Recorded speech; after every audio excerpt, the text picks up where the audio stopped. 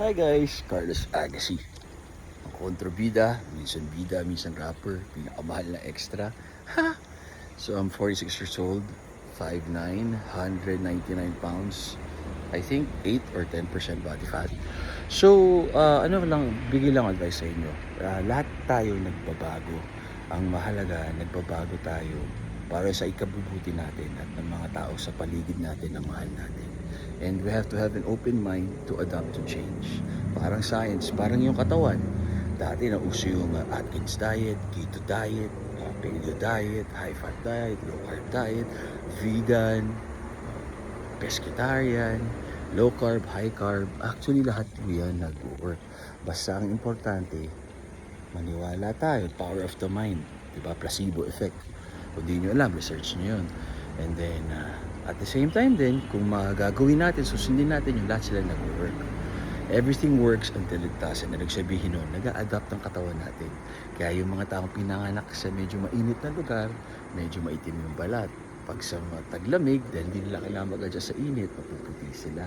May mga blue eyes, black eyes, ganun. So, nag-a-adjust ang katawan natin. So, after mga ilan sa diet, nasasanay tayo. Kaya kung lagi tayo nakaka-calorie deficit, nakakabagal siya ng thyroid hormone natin, nakakabagal ng metabolism.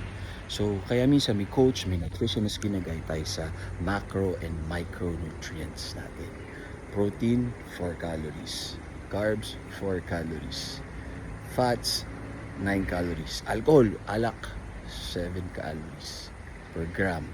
Tapos ano pa yan, yung iba fast metabolism, yung iba pinanganak maganda na talaga yung katawan, may abs, yung iba kahit gaano ka workout ayaw talaga, meron naman tinatawag na insulin resistance or cortisol, mga stress hormone, so marami siya. So dapat willing tayo to learn, huwag natin pag malaki na magaling tayo. Ang taong kausap mo na lagi nagmamagaling, yun ang kausapin, kasi para sa kanya kahit mali siya, tama siya. So yun po yung advice ko. And ako, tinan nyo, simula nung nagsimula ako mag-commercial model, international model, artista, rapper, laki ako fasted. Kasi pag fasted tayo, para noong unang panahon, hunter-gatherers, talagang gising yung utak natin, yung katawan natin, fight or flight mode tayo kasi naghahanap tayong pagkain, hindi tayo sluggish. Pag kumain na antok. Pero simula nung kami na ni Mrs., mga ito mag-8 years na, bumilis yung metabolism ko. Like kahapon, 5,000 calories ako, parang 8 cups of rice. Lahat ng ka-eksena ko, tawa ng tawa. Hot ko daw kasi lagi ako pinapawisan, binuburn ko yung calories.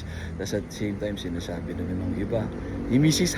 Hatching, maligo ka na. Haha, kasi pawisin. So, mahalaga ang hygiene. Tandaan nyo, tama kayo, mali ako. I'm not your doctor. Do your work free. Happy guys. God bless.